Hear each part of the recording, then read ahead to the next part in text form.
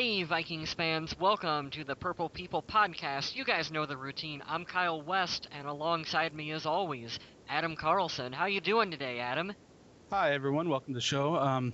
We've got an interesting show lined up for you, but first, I want to remind you, check out the Facebook page and join in the conversation. I'm getting lonely on there, seriously. But you know where I'm not lonely is right here. Not only do I have the extremely handsome Kyle West here with me, but I'm also joined by fellow Minnesota Vikings fan Nate Wek. I met Nate in the Real Deal Viking Den that was created by the lovely and talented Miss Megan, and I really love it there. Welcome to the show, Nate. Thanks, Adam. Thanks, Kyle. Appreciate you guys having me on. No problem. So, Nate, why did you take such a liking to the Vikings? Well, I guess I really didn't have a choice. Mom's whole family's Viking fans. Dad's whole family's Viking fans. Just kind of had to play into their parts. And my dad made sure that I was going to be a Viking fan. I took me to my first game in 1998. It was actually the home opener against the Buccaneers. So I actually got to see Randy Moss's first game. That was my first game, and I got told that exact game. Not every game's going to be like this. Not every year is going to be like this. And then, in '98, it was like, oh, come on, what are you talking about? It's always going to be like this. But, as a Viking fan, I mean, you literally know who the true fans are because there's so many ups and downs. There's been heartbreaks numerous times, and it's cool to see the Viking fans just still pack in the Metrodome. Even 64,000 fans coming in, even though last year 3-13 season they were still able to pack the dome. And that for me right there is enough to say, you know what, I'm part of something special with this. I'm gonna ride this out. I love being a Viking fan, and over the years it's become a lifestyle. Definitely. And you also have a bit of a background in broadcasting, right? Yeah, right now I'm actually going into my last year at South Dakota State University, journalism broadcasting major. I've been with the indoor football team in Sioux Falls here for 3 years now. My first year I was an intern. Second year they brought me back. They hired me as the director of game day media, as well as they made me the sideline reporter. Then this past year here, the season actually just got over here about 2 weeks ago, and this past year I actually did the color commentary for the Sioux Falls Storm. So that was pretty exciting, and I guess the best case scenario dream for me would be the voice of some professional sports team someday, but I know that's a long way to go, and I know that's kind of a tough part to buy into, and it's the lifestyle change as well. But if you could be something like that, especially in the National Football League, I mean, that'd be something that'd be really special. Oh, especially if you could get a hold of the Vikings there, that'd be great. And I'll just take over for Paul Allen when he's done.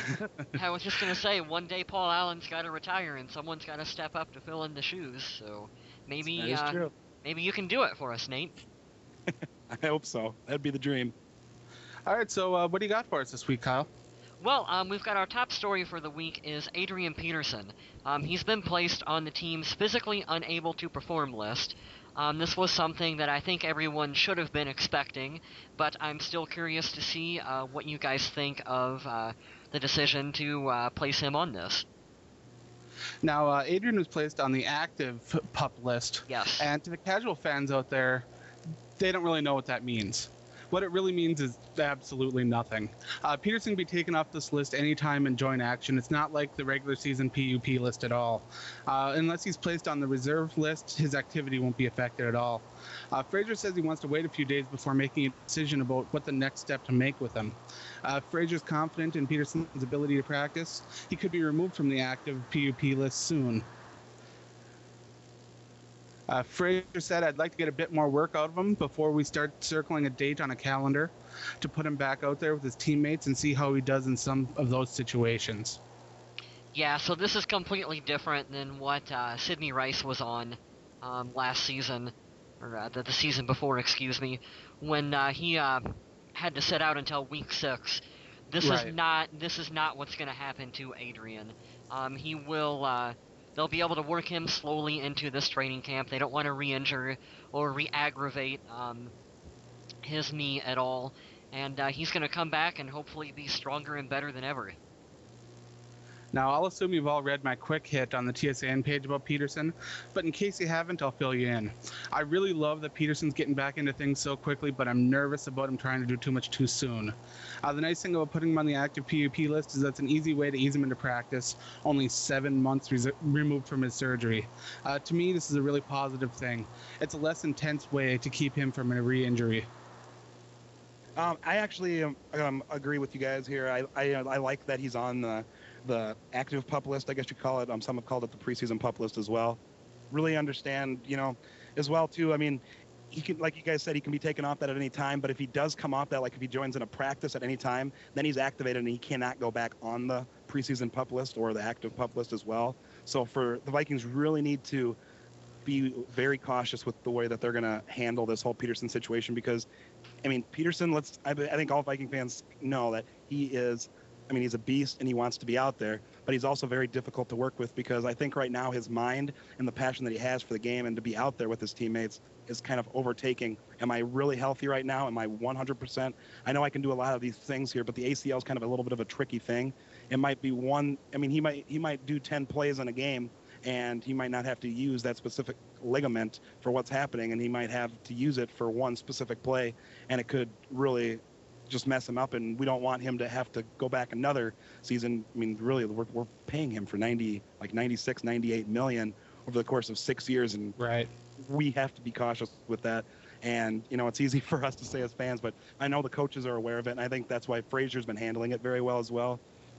He's been doing a good job of addressing the media, and they have specific trainers designated to Adrian Peterson as well. So Peterson, I think the trainers, they've been around him long enough to know exactly what's going on and what his lifestyle is all about, and they're not going to let him go back out there until he is fully healthy. So I think the preseason pup or active pup list is the exact thing that the Vikings should have did in this point, and I'm very excited overall to see Peterson come back, and I hope that everything heals appropriately and he can just get out there and be back to the Adrian Peterson that we saw before. Now, I got a great quote from Frazier that I read. It was yesterday that he said this, and I quote, "As great as he is, and genetically different as he is, it wouldn't be wise at this point to put him back out there. But all things said, he is doing some things that we haven't seen other guys do at this point in their rehab. He's definitely superior in a lot of ways, but we still think he needs to be a little cautious at this point." And that's exactly what Nate was saying. I do think Peterson should be ready to play by the start of the season, but I wouldn't expect a heavy workload. I have total faith in Toby Gerhardt's ability to play in Toby's ability to play in Peterson's place. He averaged 4.9 yards per carry last year in games without Adrian. They touched the ball an average of 21 times. So I have no problem with this move and think it's positive in the long run. Did Frazier really call him genetically different in his quote? That is a direct quote. So, Adrian Peterson is an X-Men now, apparently. He's genetically altered from everyone on the team. It sure seems that way. No, really, though. If there is one player that can come back from this, and maybe even be better than what he was before, I believe it's going to be Adrian Peterson. He just needs to pace himself, and not risk re-injuring himself for week 1 of the regular season. That's my take on it. Definitely. Yeah, I completely agree with you guys. I mean, he's the face of the Vikings, whether some fans want to accept it or not, and we want to have him for years to come. And for that to happen, we really just need to let his injury heal appropriately so that he can get back out there and do the things that we want him to do. Yep, and this will actually bring us perfectly into our second topic. A lot of Vikings fans like to use the word rebuilding to describe our 2012 season. Now, players, on the other hand, do not like this word. I actually have a couple quotes here from a couple players. They do not want to use the word rebuilding to describe what we're doing. Percy Harvin, here's a quote from him. "We do not use that word around here. We're going to put together the best 53-man roster and go play football." That is what he said. What do you guys think of this? Well, I understand them not wanting to use the R word, It'll be greeted with a negative response by the team, but it's a 3-13 team last season. You'd think the Vikings would be totally crushed and would need to get built back up, right? Well, not in the mind of quarterback Christian Ponder. He stated that the team was inches away from being a playoff team last year, and that 9 of their losses were extremely close. Well, I understand that Ponder is optimistic for the season and really wants to win. He needs to take a look around him. There's a ton of new faces and even new coaches. Many established veterans were cut to make room for younger guys. Sorry, Christian, but those aren't the traits of a team that isn't rebuilding. But at the same time, you don't want your quarterback or your star receiver in Percy Harvin to say, well, we're rebuilding, we really don't care about 2012. It's the right mentality for them to say, we're going to go out there and we're going to play every football game to the hardest and the best of our ability. Okay, see, I would take that quote into a lot more. I'd take it a lot more seriously if someone that's been on the team for 7 to 10 years said it. Now, Christian Ponder is still really new. Percy Harvin has been this is his 4th year. Well, here's one from Kevin. Here's one from Kevin Williams. What was that? These guys are part of the rebuilding process. They can't see it because they're in it. True. I got one from Kevin Williams I want to read to you. He says, the same one I've written down too. Well, he says, us veterans, we plan on winning some games. So we're going to have to count on those guys, meaning the younger people that are coming in. Yep, that's exactly what I got. And that shows that separation from the veterans to the new guys. That even accentuates that this is a rebuilding team because he's separating the guys that have been there from the new guys. Mm-hmm. And that accentuates even more that this team is rebuilding. Yeah, we really are rebuilding. I mean, you look at 3-13 last year. You don't go 3-13 and then not rebuild after that. I mean, there was we had Donovan McNabb that we tried to substitute another older veteran like quarterback in to try to buy us some time with the whole rebuilding. And now I think last year, halfway through the season, they said, we're finally going to accept it. We're going to see what we got with Christian Ponder. We're just going to ride that out. And they liked what they saw. And now this year, Christian Ponder, I guess, it sounds like he's made some very, very good moves in the right direction this offseason. And I believe his first practice, too, even though it doesn't mean a lot since it's practice. But I saw that he went 16 of 17 in 11 on 11 drills. So, I mean, he's saw too, yeah. So it looks like he is taking the right steps in the right direction. And I think Christian Ponder, we're going to see a lot better reads from him this year than we saw last year. And I'm very excited for that. So, I mean, even though we are rebuilding, I don't necessarily – because remember, a year ago, the Cincinnati Bengals were also rebuilding when they had Andy Dalton and right. That crew that came in, and they made the playoffs. The Detroit Lions have been rebuilding for years and years and years, and last year they made the playoffs as well. So, I mean, there are surprises that will pop up with some of these teams that are so-called rebuilding. Do I believe we're rebuilding? Yes, I do, but I don't necessarily think that means that we could not make the playoffs, because even the Giants in 2007, when they went 8-8, made the playoffs, they were technically rebuilding that year as well, and Coughlin was on the hot seat, whereas if they didn't see some positive structure out of that team that year, Coughlin probably would have been gone, and they ended up in the Super Bowl. So even though we are rebuilding, I'm not sitting here saying we're going to go to the Super Bowl, we're going to win, we're going to beat the Packers twice, the Bears twice, the Lions twice, but I do think that we will see a lot more positive things than we saw last year out of our ball club. Well, Christian Ponder came out and said that this is a playoff potential team, but there's a lot of talent on the team, so don't get me wrong, this rebuild process might be really short, but I'm not as sure as Christian Ponder that this is a playoff contender just yet. I mean, they haven't even taken the field for a regular season game yet. Let's see this team in action. Well, and I think part of that is he's saying what's politically correct. I mean, you want your quarterback to believe in your team and say, yes, we're going to be a contender for the playoffs or the wild card or the Super Bowl. You don't want your starting quarterback to say, we're going to have a hell of a season. We'll be lucky if we can win 2 games this coming year. So, yeah, I mean, you don't want him to say that. I don't know. I guess as a realistic fan, if I go to dinner and someone offers me a steak, and I show up and there's a burnt hamburger, I'm disappointed. I want that steak. If you're going to promise me a steak, give me a steak. Did you eat before the show, Adam? Or... No, That's why you're talking about steaks and hamburgers. Okay. Not that I mind burnt hamburger, just tell me, hey, I've got burnt hamburger for you, and I'll be like, okay, I can work with that.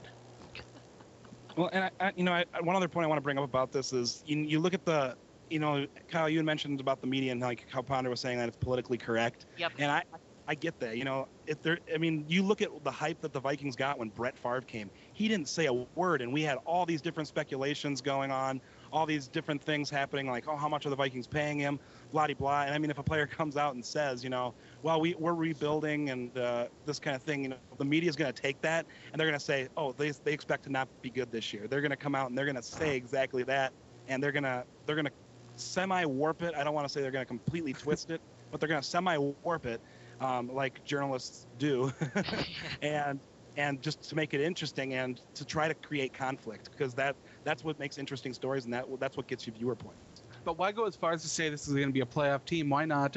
We could surprise some people and come up with quite a few wins. Something like that. Why come out and say, playoffs? Because now you're going to get that in people's heads, and you don't want to set unrealistic expectations. Yeah, it's true, and it kind of goes back to the steak. Yeah, that's exactly right. Yeah. And I believe it was it Kevin Smith, the running back for the Lions, few years back, was like, we have a Super Bowl team this year, and the Lions won like 6 games. Right. So it's just like, I mean, that's kind of one of the speculation things too. I mean, everybody I think knew after Kevin had said that this team was not going to make it to the Super Bowl. And then you had Khalil's brother coming out this week saying, hey, Carolina Panthers are going to be in the Super Bowl, and it's like, right. Wow, So there are people that are saying that. It's not just Christian Ponder that's speaking highly of his team, but I do think that Christian Ponder is going to be the future of the Vikings. I think he's that franchise guy that we've been looking for and waiting for years and years and years, and finally I think we have him, and I expect to see positive things out of him. I expect him and Jerome Simpson to eventually become very good. I expect Harvin and him to have a good connection. I expect huge things out of Kyle Rudolph this year, and I think we're going to see that. I think we're going to see a very good offense. And you look at last year, we lost a lot of games by 7 points or less. We lost to the Lions on the last play of the game twice. So when you look at these, I mean, there was a lot of games. We could have been a playoff team last year if we would have taken 3/4 of those games that we lost by 7 points and made them into wins. We would have beat the Lions out for the playoffs. That's true. Don't get me wrong. I am excited to see this team on the field. I do think Christian Ponder can be that future guy if he can stay healthy. That's the only big if for me. I mean, they've surrounded with talent. You've got the new offensive line. You've got the new wide receivers. You've got the tight end combo. You've actually got some new people on defense in there, fresh bodies in the secondary.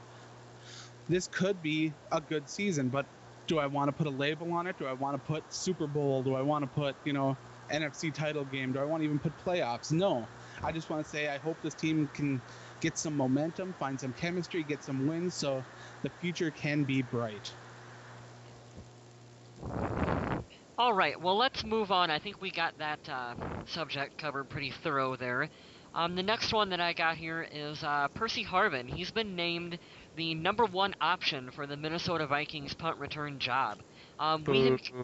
We had kind of speculated that it was going to be more of a competition coming into training camp, and I was actually a little surprised that he was named just right away as the #1 guy.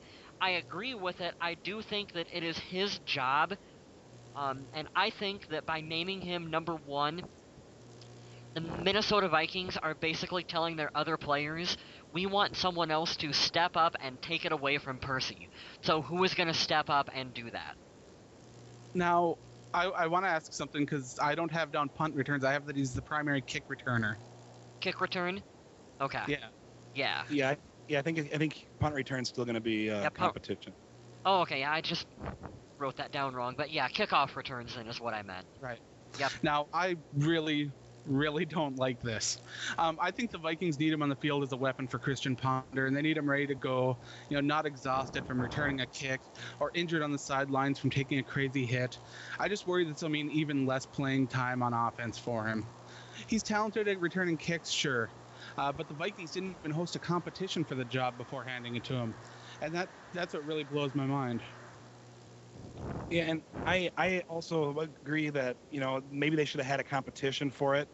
Part of me kind of thinks too, last year, I mean, it's almost like a complete 180-degree turn, because last year Percy Harvin wasn't getting used enough in the offense. He wasn't on the field enough. Fans were complaining about it. Right. Percy Harvin himself didn't say anything about it at that time that he was unhappy, but fans were upset. We're like, why is Percy Harvin? Why are we in a third down situation and Percy Harvin, one of our only weapons, is not on the field? That cannot happen. You got to have those guys on the field. And then then it kind of goes into the off season, and they start having OTAs and things like that. And all of a sudden, Percy Harvin comes out and says, I'm unhappy. and he requests a trade, and everybody freaks out, Viking Nation, going, "What's going on here?"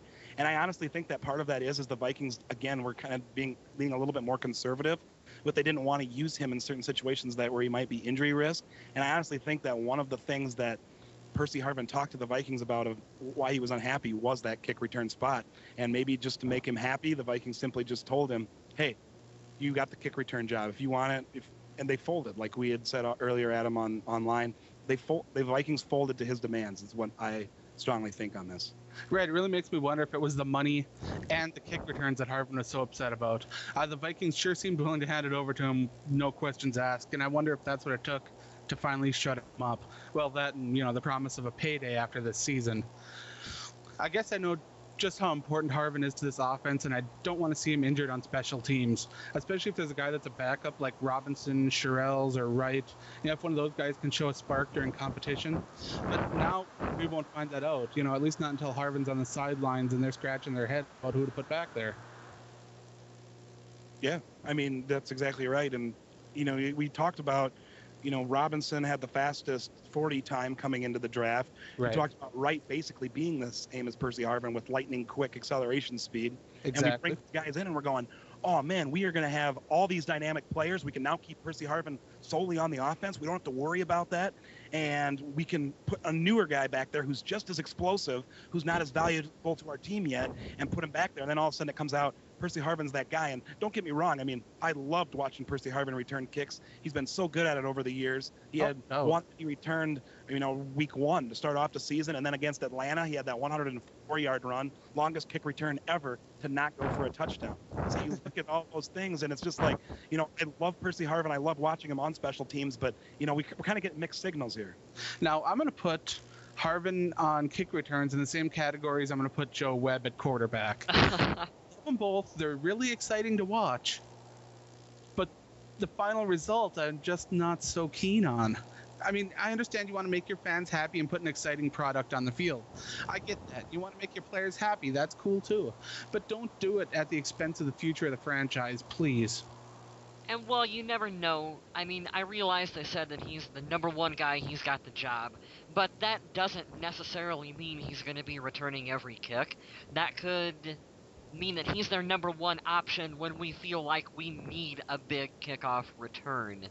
So they very well could be planning on putting other players in that role at times when we're not so concerned about maybe returning one or getting super good field position. You know what I mean? Well, to me, the field position, if you can get a great field position, that's great. But then you still got to pick up first downs after that. And if Peterson's out and they're leaning on their, backup running back to try to get the yardage on runs, and then you don't have a good distractor out there for the tight ends or to try to make a play down the field, it just doesn't work for me. It doesn't add up. Yeah, it's confusing. Well, I guess we'll find out what the Vikings really plan on doing and seeing if they stick to their word on whether or not he will be the number one guy, or if they will midway through the season rotate some other people in there. And I think we're going to, unless you guys got any more to say on that one, I think we're going to move on to our final topic here. We're going to go with the ultimate question that every Minnesota Vikings fan wants to know going into this season.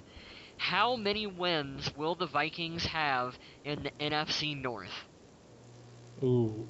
Adam, let's start with you. All right, I'll be honest.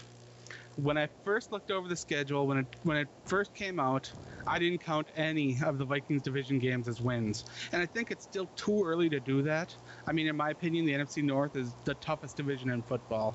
6 games coming against the Packers, the Lions, and the Bears. Those wins won't come easy. But I do think the Vikings will sweep the Lions this year. Now, really? Why do you ask that? Well, let's take a look at them. Week 4 in Detroit. The Lions team is having an awful offseason. They have legal issues, injuries. They had to cut the start. They've got to be super frustrated. And the Vikings could really take advantage of that. Plus, hopefully the Vikings will have a little bit of some momentum after games against Jacksonville and Indy, and hopefully at least a 2-1 record at that point. And then you got Week 10 at home against Detroit. Now this will be kind of similar, but Week 10 Peterson should be good to go, and hopefully some of the young guys will be finding their groove. The Vikings will be getting over playing several less than stellar opponents. And now those are the only 2 wins that I really see in the division this year. And don't get me wrong, 2 wins is a huge improvement over the 0 from last year, but I just don't see Chicago and Green Bay being wins because of how badly the teams match up. So that's what I've got. I've got 2. Okay, what do you got for us, Nate? I kind of agree with Adam here. I mean, look at both of last year's games against Detroit. Detroit was significantly better than us, and we, 3-13 was our final record. We lost to Detroit in overtime at home to start off the season. Then late in the year, we lost at the very end of the game when Joe Webb got the ball stripped from him when we drove down, came back. So we basically lost by one play each of those games. And we can compete with the Lions. We really can. And you look back at the week of the home game that we had against the Lions last year, Megatron had a touchdown. I believe he had over like 151 yards receiving, if I'm accurate on that. I know we did have 1 touchdown, and I remember he should have had 3, but Chris Cook was in the game, and he did deflect 2. That was the first time I ever really looked at Chris Cook and said, wow, he actually has improved on his pass coverage over the year. When we drafted him, he was a run coverage-like guy, and now he's knocking down balls, and I think him back is going to be great. Our defensive secondary as a whole is going to be a lot better this year. You see the depth that we've added, and I think Harrison Smith is going to be a very good safety for us for years to come as well. Getting back to the division, though, I think we beat the Lions in both games, and I think we're also going to take one against Chicago at home. I don't see us beating the Packers, though, so I'm thinking we're going to go 3-3 in the division. Nice. I actually have 2 wins wrote down. Week 10 versus the Lions for pretty much every reason that you guys have said. I think that'll be our first win in the division. The second win, Week 17 versus Green Bay. That's a home game for Minnesota. I think we're going to win, but I don't think we're going to win for the reason that everyone's going to want to hear. I'm going to say that the Packers will be resting their stars in that game, and that will give us the opportunity to beat up on a little bit of the Packers' secondary players. And I think we'll go ahead and get the win versus Green Bay in Week 17. So you're looking at 2 as well, then, huh? Yep, I'm looking at 2 as well. Yeah, I could see the Green Bay game, maybe us getting a win if that is the case. But, I mean, don't forget, last year, the Packers rested Rodgers at halftime in their Week 17 game. And they talked to Mike McCarthy after they lost to the Giants. And he said, if I could do anything over again, it would have been to keep Aaron Rodgers out there for a couple more reads, just so that he would have been able to get some more looks in, because he believes, a player might see one play and that he could learn from, or watch tape on it and learn something from for the future. And Mike McCarthy did say that. So Mike McCarthy isn't the type of coach to bench his players, even though, if they're 15-1 again, or I think the Packers are honestly going to go 14-2 this season. If they are that good, I could honestly see them benching some of their starters. Maybe not Aaron Rodgers right away, or maybe waiting later till like in the fourth quarter to do so.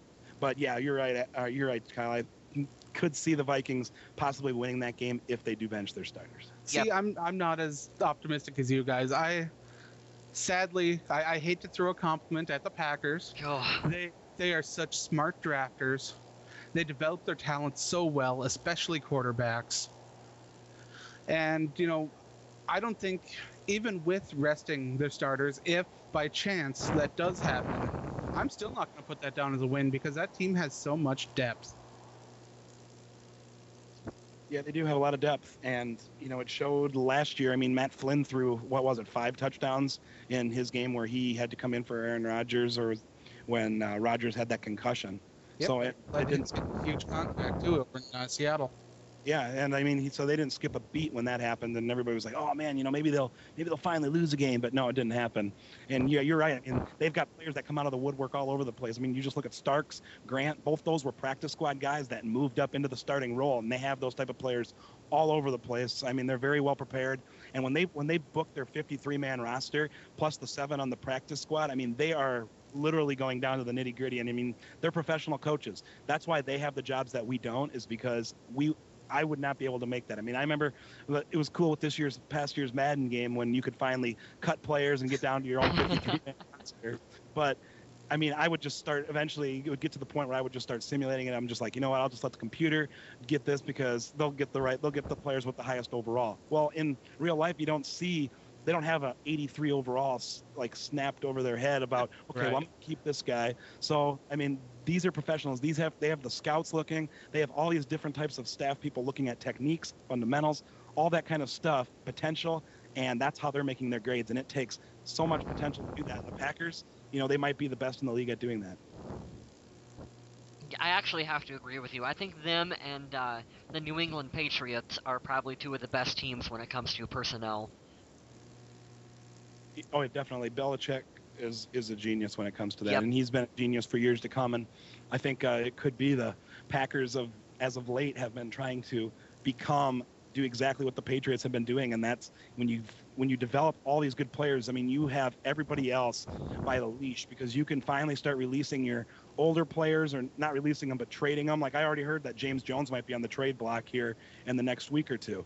And that wouldn't surprise me in Green Bay because, I mean, they have so much depth at receiver right now that they could use to get rid of somebody like that, because I'm sure they could get a second-round pick at least for James Jones. I know when he was when he was a free agent this past year, as a Viking, I was like, man, if we could pick up James Jones, that would be big because right now our receiving core is hurting. I think that'd be great. Now looking back on it, I think our receiving core is kind of fallen into place where I wouldn't want James Jones as of right now. But there's going to be teams out there whose receiving cores are hurting, and I could see people paying the Packers a second-round pick, and then they just go get a younger guy in that second-round pick the next year and plug him into the system. So I mean, it's just a system, a never-ending cycle that the Packers and Patriots could have. That's true. They're already plugging Randall Cobb in there from what I've seen during the preseason. And, he's an explosive guy. He's got a lot of talent. I would love to see one day Minnesota be able to take and develop talent the way some of these other teams do. Like you guys mentioned, the Patriots and the Packers. There's a reason why those two are constantly in the playoffs, going deep. It's because they have the talent. They can develop the talent. And that's what I need to see from Minnesota. They need to prove to me they can do that. Well, you got to give Rick Spielman credit because for the first time in a long time, we have a draft class that we brought in with a lot of players that came on, and he has brought in a lot of people throughout the offseason. And I think finally Minnesota is going to be entering a position where we are going to be developing our own players instead of always constantly feeling like we have to go out and give up the farm to bring in Brett Favre or whoever you want to say that we got to bring in. We're finally getting our own homegrown players on the team, and hopefully we've got some good talent coming up, and I really think we do with guys like Kyle Rudolph and whatnot. Yeah, Kyle, I agree completely with what you just said. I think that's exactly right. And Spielman, I think, it was really interesting because when the free agency opened and our biggest acquisition in that was what's his first name again? Carlson. John Carlson from the Seahawks, and $25 million for 5 years. People are like, why are we just picking up him? Why aren't we going after Vincent Jackson? Did people not see what our receiving core was this last year? Why aren't we going after some of these bigger guys that every other team was picking up? And Carlson was literally our only person that we picked up that was that we paid the most money. I mean, we paid him $25 million for 5 years, $5 million a year. We're not paying any other player that we picked up in free agency more than that. And people were confused by that. And I think our draft, looking back on it more and more, the more and more I look at it, I think it was one of the best drafts the Vikings have had in the last 2-3 years. I don't know if we're necessarily going to get the next Percy Harvin out of it. I don't know. I don't know if we're necessarily going to get the next Adrian Peterson out of it or maybe Christian Ponder, but I think we're going to have more consistency. We're going to have more stable guys around that B-plus range instead of going from AA and then we have Ds and Fs of players. I think we're going to have more of those, a straight line of B-plus like players for years to come, and I'm very excited for the next 2-3 years here. I think the Vikings are really going to be special. I look for them, honestly, to be back in playoff contention here in the next 2 seasons for sure. Yeah, I'm thinking the same thing, too, is that having one single person in Rick Spielman working on the draft and getting in his own players and having a single vision for this team is what we've needed for a long, long time now. And I am really looking forward to seeing what we can do, because I think we're headed in the right direction. We're not going to flounder around forever at the bottom of the division. I agree with you. I think I'm going to go with 3 or 4 years is what I'm thinking when the Vikings will be back in the playoffs, but you never know what can happen. Alright, well, I think that's going to do it for this week's show. I would like to thank our special guest, Nate Wek. It's been a pleasure having you on, and I would love to have you back anytime you want to do it. Yeah, I mean, it was great talking with you guys. It's the first time I've actually talked to you guys in person, so, I mean, this is great. Yeah, anytime you guys want to have me on, you just let me know, and I'd be more than happy to join you guys. Yeah, thanks again, everyone, for listening, and stay classy, Minnesota. We don't